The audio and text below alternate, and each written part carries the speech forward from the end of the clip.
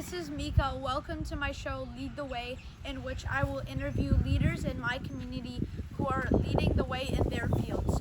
And some of these leaders have made a big difference in my life. Let's get started. Today, I'm super excited and honored to interview the tennis coaching legend, Rick Macci. He is a 7-time USPTA Coach of the Year who has trained 5 #1 ranked players, including Jennifer Capriati, Andy Roddick, Maria Sharapova, and both of the Williams sisters, and many more all-time greats. Let's get started. This many times. Anybody, anytime. That's the way you have to look at this stuff. If you love the competition, all right, that's why you're doing this. Everybody pay attention. Don't get so caught up in, winning the match or losing the match or don't get caught up in that.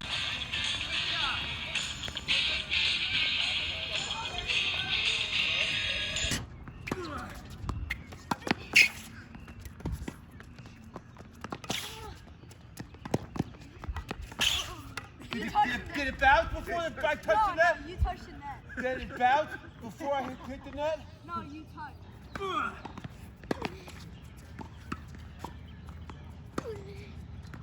Oh, good shot. Beautiful. Beautiful.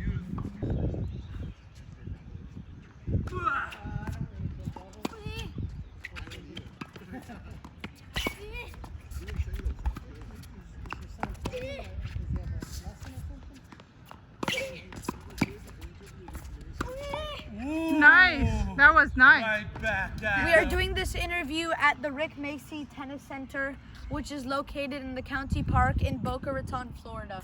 And because of coronavirus, we are keeping social distancing. Rick, please tell us more about your academy. Great. First, I'm impressed with the intro. You didn't even look at the card. I mean, just for that alone, I'm going to give him a T-shirt and a hoodie. Just from he must have memorized that all day. But no, I'm glad you asked me to do this. I think it's great. A lot of the kids can see this. We're at South County Regional Park. I moved here 1.5 years ago. The place looks like Disneyland and Candyland. We spent a lot of money here. All the courts are new windscreens. It's purple, green. The whole thing just pops out. But what I like about being here, there's something really for everybody. Whether you're 5 years old and you just want to come out and learn how to play the game, we actually let kids under 5 play for free in the academy on Fridays. So that's been a big hit with a lot of the people in the community. Then obviously there's all kinds of ages and levels, people nationally ranked, people on the pro tour, but there's really something for everybody. You can rent a court for $5. Then in the blink of an eye on the next court, you might have Sophia Kenin, who won the Australian Open, or other people on the pro tour. So open 7 days a week. We just reopened again here in May, and there's no place like home, and I'm glad to be back on the tennis court.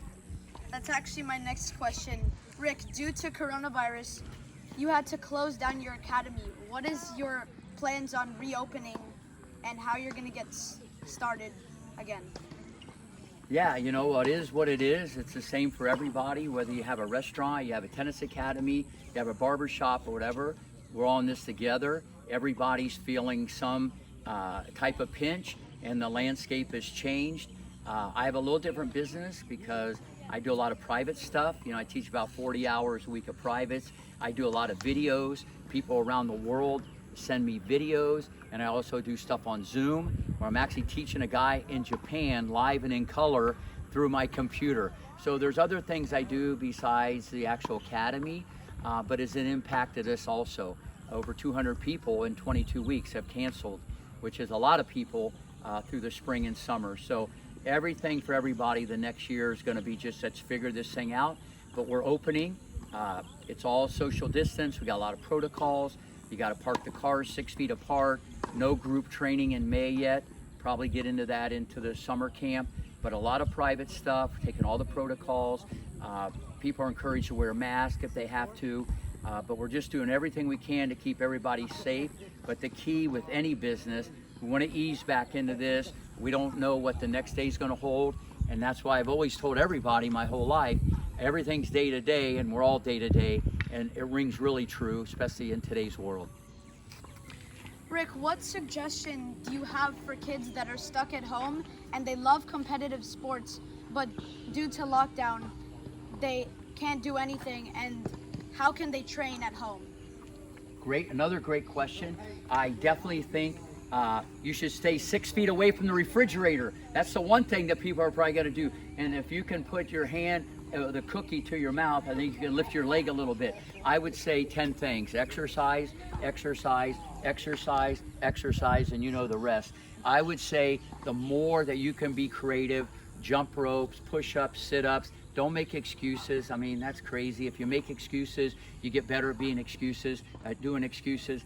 You just got to do more and more, because you can have all this negativity through the TV, and you just get in this bad routine and you get lazy and uncomfortable. You got to flip it in your mind. It's like a tennis match. It's a challenge. You got to solve the problem. I've actually had a handful of students during this last 6 weeks get better. They got better. I'm teaching a girl from Belarus who moved all the furniture out. She's playing points against Serena Williams in her living room, you know, for an hour a day, doing a lot of crunches and stuff. So the more exercises that you can do, but the wild card, and people don't like to do this, is train mentally. What I mean by that, you know, you should be creative, because the best of the best have an enormous imagination. You should practice playing points in your own mind. See yourself hitting great forehands. See yourself hitting aces. Add color, add the crowd, add the cheers, add the boos, make it real. Because what's gonna happen is, when you practice mentally in the subconscious like that, then when you get it live and in color and you get back on the court, your mind's gonna say, I've been there, I've done that, and you're gonna feel comfortable. But unfortunately, people aren't self-motivated. People, especially in today's world, they want everybody to do it for them, okay? All greatness comes from you. It doesn't come from your mom, your dad, your cat, dog. It comes from you. Stop making excuses, turn a negative into a positive, and get off your butt. Rick, what is your favorite quotation or saying that inspires you the most? Another great question. I feel like I'm in a deposition of 20 years ago. I'm having like flashback. No, listen, there's so many, you know, winner finds a way, you know, never make excuses. But I guess one of my all-time favorites, because it's more on the mental side, is the mind is never neutral. It's either for you or against you. And you know, everything in life is a choice. But we don't look at it like that. We react off the things, then we have emotions, and other things influence us, people, newspapers, what we hear, what we see, and everything's a challenge. So I guess my favorite would be, the mind is never neutral. It's either for you or against you. And the last time I checked, when your mind is for you, good things will happen. One that I saw on one of your signs here that I told my dad yesterday is that if you live in the past, you'll get past. Yeah, no, and that's another thing. I know some people, you know, the sooner you can, you know, I always tell people, having the ability to forget is more important than the ability to remember, especially in sports. I'm not saying your homework, okay? You got to remember that stuff. I'm just saying, you know, you miss a shot in basketball, you got a short memory. You get intercepted in football, quarterback, you have a short memory. You know, and people live in the past. It makes them feel better to talk about the past, and they don't let go. And I know some people that are mad 10 years later, they're still mad about the same thing. You got to let it go. It's a skill.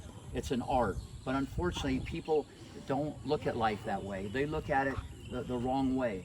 And greatness, whether it be LeBron or Jordan, Kobe, Tom Brady, they flip these things in their mind. And it takes a long time for people to figure this out. Sometimes people get this stuff through the environment they live in, how they were brought, how they're you know, their upbringing, or they figure some things out on their own. And some people never do.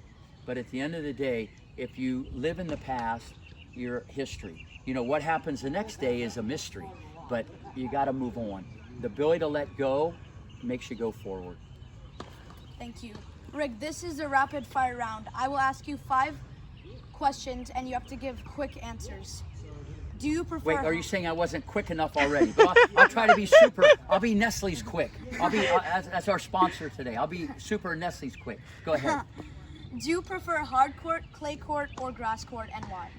I prefer hard court because the court is truer, but back in the day I loved grass because I like to chip and charge and volley. I have 3 hats here, Novak Djokovic, Roger Federer, and Nadal. What is one thing you like about all three of these players? Well, the best thing is I like Federer's demeanor. Just the way, well, I like all three, how they handle things mentally. They're three completely different players, but there's one common thread. You know, how they handle things, they're on to the next point. They don't live in the past. But the thing I like the most about Federer, he makes the game look easy. And just from a biomechanical point of view, he's a great role model for anybody from that point of view, a technical point of view, in many of the areas, especially on his serve and on the forehand. Okay, Nadal, just every point all in. He wears his emotions on his sleeve, you know, but Federer feels the same way. It's just Nadal's more on the outside, okay, and Djokovic, just the mental strength that he possesses. And this can be taught, because he didn't have this early on when Roddick beat him and people early on in his career.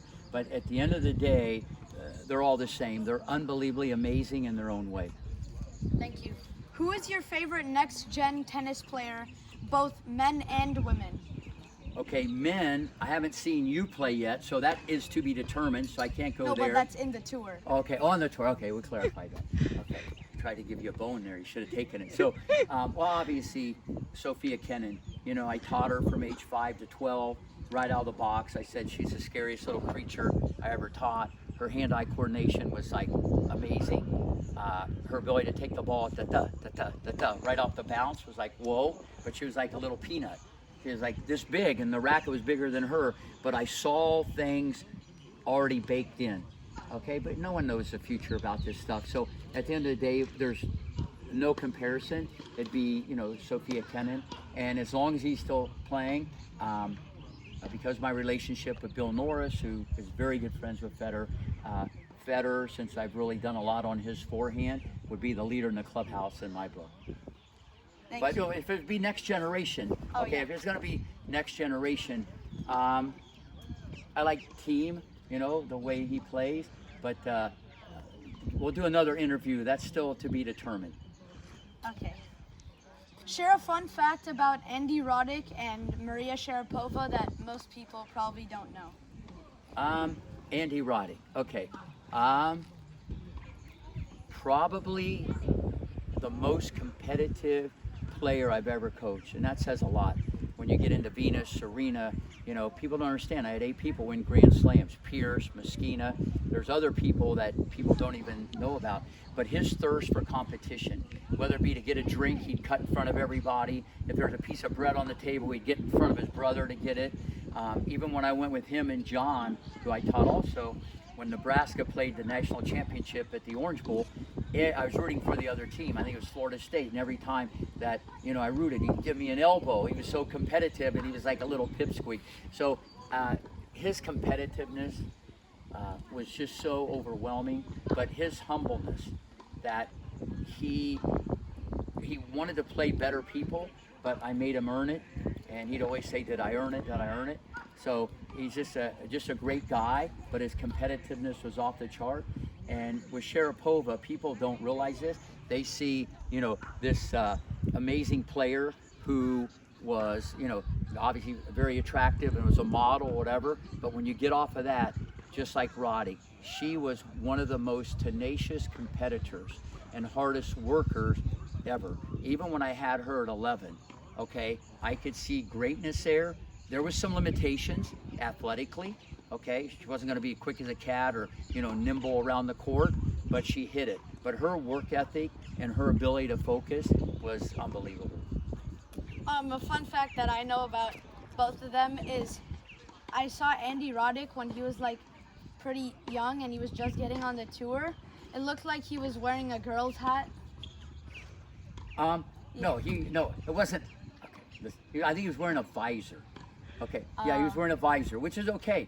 But people, that just shows you what he's all about. He doesn't care about who's on the other side, what he's wearing. He could go out there with a t-shirt with like chocolate on it, okay, and old tennis shoes.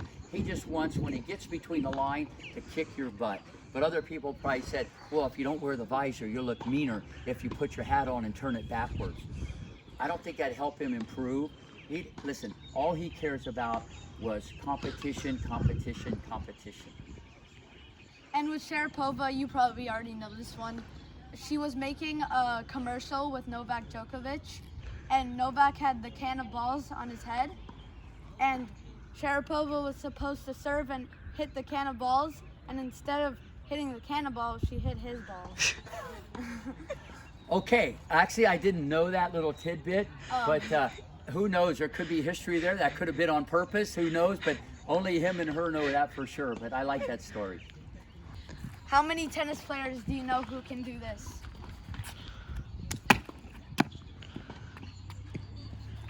I just about had a heart attack. I don't know very many, but your stock just went up, and I can't wait to work with you. Let's go. Let's go. Mika out.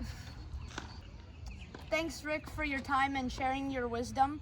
Guys, links to the Rick Macci Facebook, Instagram, and website are all down below. He makes fun, short, quick videos.